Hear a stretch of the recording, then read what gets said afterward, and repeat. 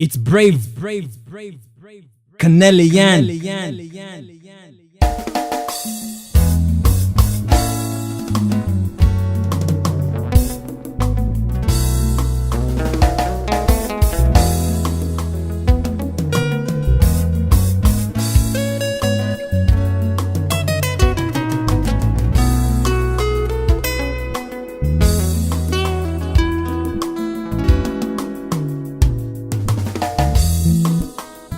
Corruption is a fatal disease.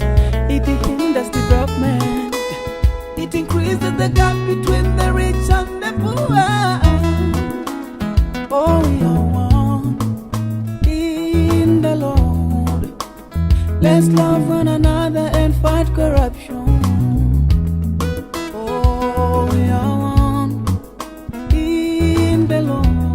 This is the genesis of the battle, so the whistle should be blown. We're never giving up in the fight against corruption until we have won. This thing called corruption can be traced back to its inception, when the devil was filled with jealousy of God's throne. In his infinite love, he just made him God throne. Prone to his capricious envy, he got blown. Even Eve couldn't believe she got drawn. From that very day, there was moral decay. Now people act porn, but there is a son of man who came to die.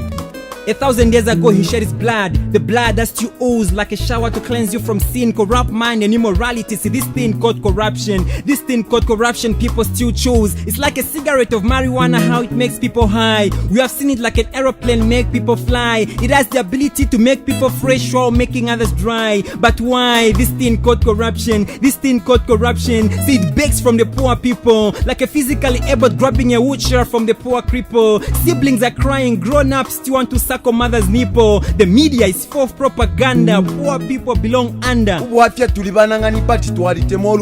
You surely not suffer or die. They use their father's lie, but daily we trying to treat this STI, selfishness, transmitted infection. We are very fair and transparent. We are getting to the bottom of this issue. If we accept Jesus as our personal savior, there will be no more moral decadence, and my poor father will not die in the underground mine. Procession of everything will be in a straight line. My mother's rural house will be electrified, and this thing called corruption will never be justified.